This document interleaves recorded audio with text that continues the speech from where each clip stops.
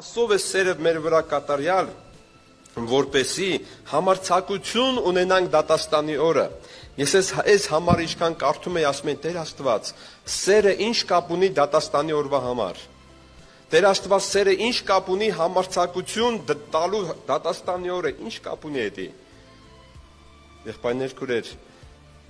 Ահարոնին ու Մարիամին բռնացրեց Աստված ու բերեց դատի։ Ասես դուք չվախեցաք։ Եվ որ ասում է, իրանք ամբողջությամբ արդեն վերջը թուլացան, ոչ մի բանում համարձակություն չունեն Աստծու առաջ խոսալու։ Չլինի, որ Աստված դատաստանի օրը քո դեմը բան ունենա դնելու։ Ասի դու ինչու համարձակվեցար, այդպես վարվեցար։ Ինչու համարձակվեցար, քար շպրտեցիր։ Գրված ասում է, այդ 7 եկեղեցիների մասին հրեշտակների,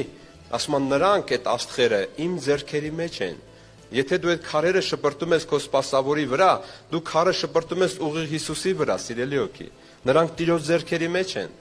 Եթե հարցեր կան, Աստված իր սպասավորներից գիտի ոնց կլուծի։ Դա հաստատ քո խնդրեմը չի։ Դու մի մտահոգվի։ Դու ընդամենը լացի եւ աղոթի։ Եթե դրա կարիքը կա,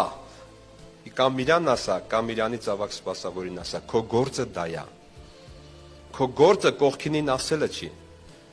Չլինի, որ դու հանգար դատաստանի օրը համարձակություն չունենաս Տիրոջ երեսին նայելու, որտեղ դու համարձակվել ես դատելու, բամբասելու մեկին, որին միայն Աստված իրավունք ունի դատելու։ Գրված է, ով ես դու, որ ուրիշի ծառային դատում ես,